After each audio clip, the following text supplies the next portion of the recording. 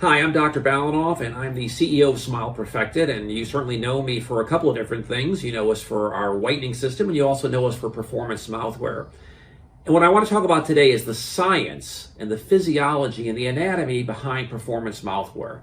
So we've all heard about this, and you know that we've been manufacturing these appliances for years, and we've got all kinds of famous athletes that wear it, and I know a lot of your patients like to wear it, and they want to wear it because they know it's going to make them perform better. But a lot of the doctors don't necessarily understand the science behind it. So I thought I'd take a few minutes of your day right now to kind of explain the science. And I'm going to be talking about a couple of technical things. And I'm also going to be using my little friendly skull here with an appliance that's already been made.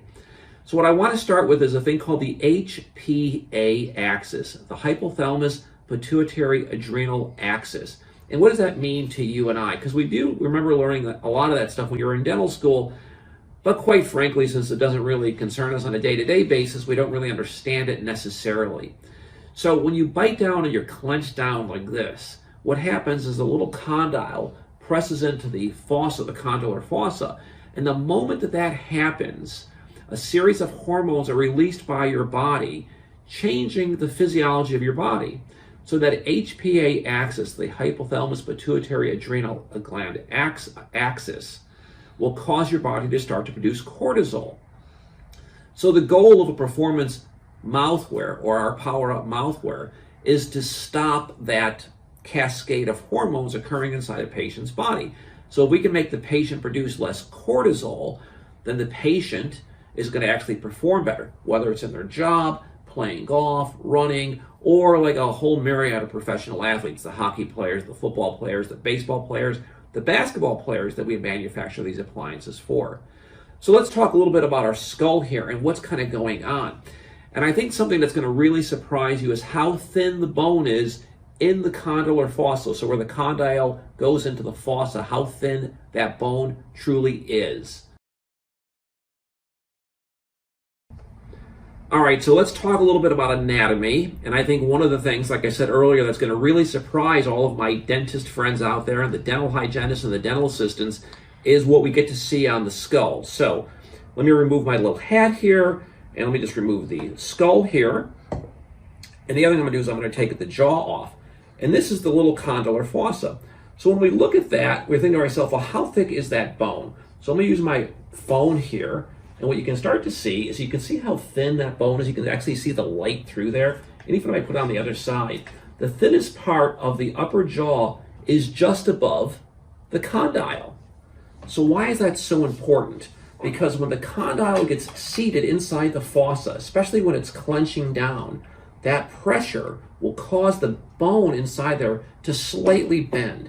And when that bone senses that pressure, it sends a signal from the hypothalamus to the pituitary gland, which is sitting right there in the middle over there. Remember that from the cella turcicis, the little thing there. And then from there, it sends a hormone down to the adrenal gland, which then produces cortisol. This HPA axis is what we're trying to stop when somebody clenches or grinds. So how do we do that? We have these wedges to an appliance, whether it's the top, like this, or whether it's the bottom, like this. So even though my poor little patient here who has had some tough times with his teeth, he's wearing an appliance that we manufactured for him.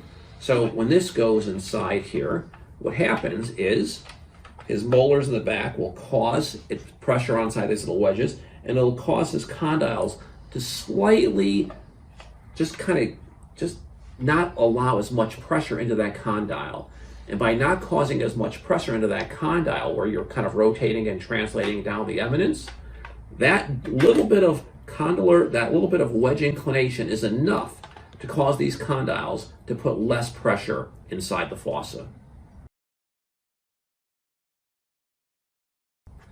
So the fun thing about dentistry, when we think about all the different ways that dentistry has kind of impacted society throughout the ages, it's pretty amazing. So when somebody talks about having their pasta al dente, so what that means is pasta to the tooth. So when you bite down on it, the pasta has a little bit of resistance to it.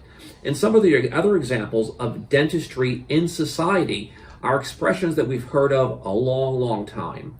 So when Roman soldiers were getting ready to go into battle, they would put a leather strap between their teeth so that they can go fight with greater strength and greater agility and greater longevity. And why did they do that? They didn't understand the physiology, but in essence what they were doing is they were putting the strap around their first molar areas, and when they clenched down, it was taking that condyle out of the fossa, and their body was producing less cortisol. So although they didn't understand all the physiology that went along with that, they certainly understood the effects of their body. One other example is a birthing stick. So indigenous people in North America would use a stick, the woman would use a stick in between their teeth when they're giving birth. And by doing that, they were able to produce less cortisol and have a better birthing experience. And interestingly enough, that's being studied at a major university up in the North Midwest right now. And we're excited about all of that stuff because the results look really promising for what that means to a woman's physiology during by giving birth. And the final expression is you've heard people say, bite the bullet. And where did that come from?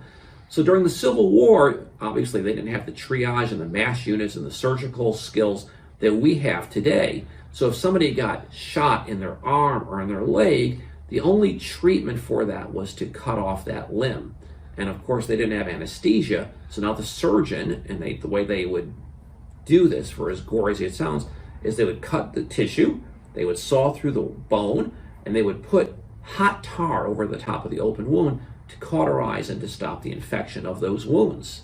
Well, you can imagine that hurts a lot. So what do? They took the lead bullet, they would put it in between their molars in the back there, and they would bite down, and they were able to manage the pain better by biting on the bullet. And that's where those expressions came from. Whether it's a Roman soldier biting on a piece of leather, whether it's a woman giving birth and biting on a birthing stick, or an appliance, a custom appliance like this that they're using right now at a hospital up north, or a soldier biting on a lead bullet to try and mitigate the pain so that that person can deal with the pain better. So there are certainly historical references to all of this stuff. What we've done is we've taken all of those stories, combined it with the physiology and the anatomy that we know right now, and created an appliance that can help your patients in a whole host of ways.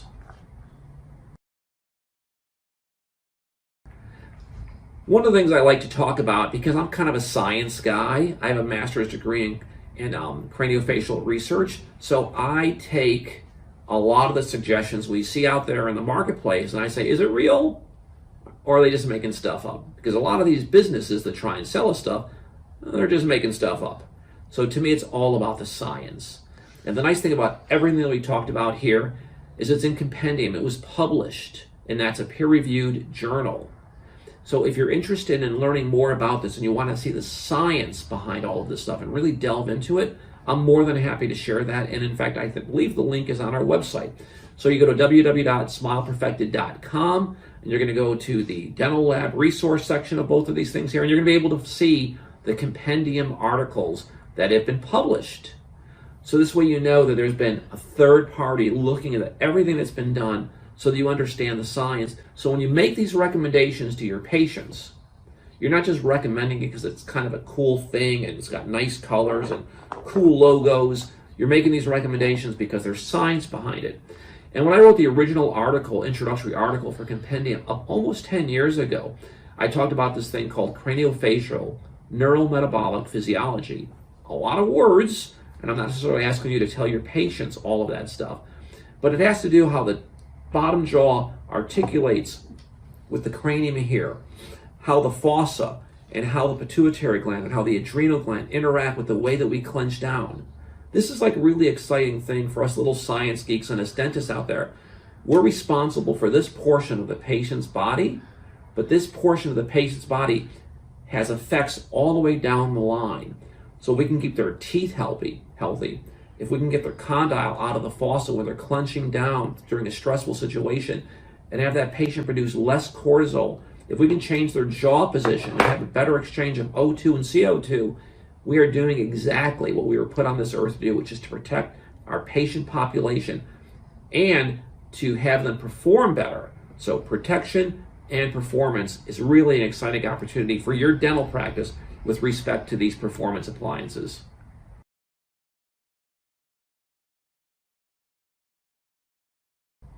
So one of my favorite quotes, and I'm going to read it directly so that I don't make a mistake, comes from the U.S. government. And And the best part about these quotes when they start publishing things is because they reviewed the literature and they know whether or not dentists out there and some of the research that's published is really what we want it to be and how we want to represent our profession. So dental care professionals have an obligation to understand the increasing research evidence in support of mouthpieces used during exercise and athletic activity and to educate their patients. So let's talk about you as doctors, you as hygienists and dental assistants and admins and offices. How do you educate your patients? Well, one of the things you need to do is you need to have a set of samples inside your office so you can show your patients what it is. We're more than happy to supply that for you, and we don't charge you for that. So if you want to give us a call, we will make samples for you. You can call the number 877-624-6674, and we're going to go ahead and make samples for your office. And what are the things that you want to show your patients? Well, you want to show them the wedges in the back and explain to them by changing the jaw position. You're going to produce less cortisol by changing the jaw position. There's a better exchange of oxygen and carbon dioxide. They just perform better. The other thing you want to show your patients is that we can personalize all of this with either team numbers or patient's name, or if you'd like, we can also actually add your office phone number, or we can even add your office logo in front there. Now, what we've done for a lot of offices, and this is kind of an exciting community building opportunity, is we're more than happy to make you samples using the logos of your local high schools. Because what mom and dad doesn't want their son or daughter to perform better, whether they're playing football or soccer or lacrosse or field hockey, track and field events, whatever the case is, we all want our kids to do better. And when your patients see what's available in local school colors and using the high school logo and personalizing the mouth guard for their son or their daughter, I think you're going to see a lot of patient acceptance, and it's an amazing, amazing thing that you can do for your local communities. There are some doctors that will charge just the lab bill to the parents. Some other doctors will charge the parents with a slight profit. But whatever you're doing, know that we're able to personalize these appliances: name, number, team, high school, colors, male, female, whatever you want to be done, we can do that for you.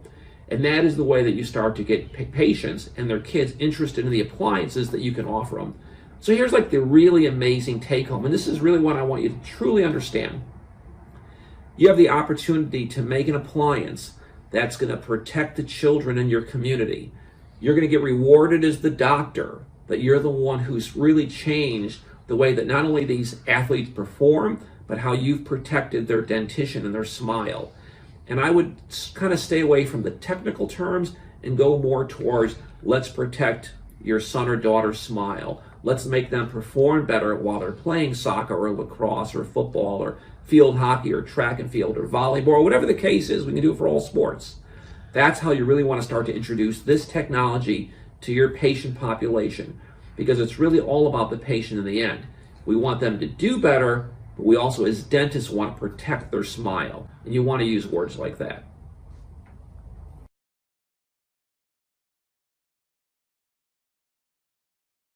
So the other question I get asked a lot is top, bottom. What am I telling parents to ask for? What am I recommending to the patients? I don't really know. I don't want to make a mistake or anything like that. It's kind of an easy thing when you think about it, top versus bottom. So when a patient is wearing something on top, it's for performance and protection. So you're going to see a lot of football players, soccer players, lacrosse players, field hockey players. You're going to see people wearing an upper appliance to protect their teeth from getting hit in the face with a ball or hitting in the face with an elbow or a stick or something along those lines. So if we need protection of the teeth, we're going to be wearing a top appliance. If we want performance, meaning we want to change the jaw position so that that patient produces less cortisol and has a better O2, CO2 exchange, we want to put something on the bottom. So the bottom is just for performance.